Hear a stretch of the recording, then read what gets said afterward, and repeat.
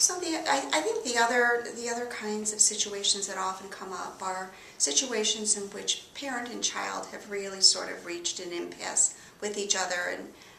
sometimes it's with younger kids, but very often it turns out that 7th grade is kind of the magic number for parents to just finally get frustrated enough and kind of concerned enough that they pick up the phone and call and say, we thought our child would outgrow this, and now they're in 7th grade, and all we can see ahead is adolescence and really the rockiness of that period that we know already is going to be challenging. And so,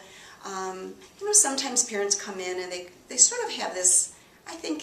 they know that it's really not this, but there's a sort of thought, if there's a possibility maybe we could just get this child to sort of fall back in line. And it's not a fix the child mentality so much as I've done everything I know how to do. At this point, somebody else has to kind of step in and help this kid get it together.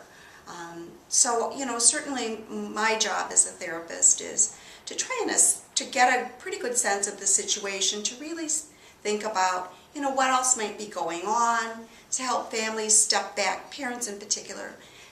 to step back and think, what else might be going on in this child's life. I think one of the things that happens when any adult deals with a dysregulated kid, after a while we know from a lot of the recent neuroscience that parenting a dysregulated kid eventually dysregulates parents, and it burns parents out. So sometimes really the first thing is the parents need to get grounded again, and kind of like the airplane analogy, take oxygen for yourself first before you try and help your next door neighbor, who in this case might be your child. But certainly I think supporting parents through that period and really doing a good job of information gathering, staying out of the blame game, which is, I think certainly it's tempting for kids to say, it's all my parents' fault when they come in. But I think even they know better. Kids know better. Because, they can say, if it weren't for my parents, my life would be fine.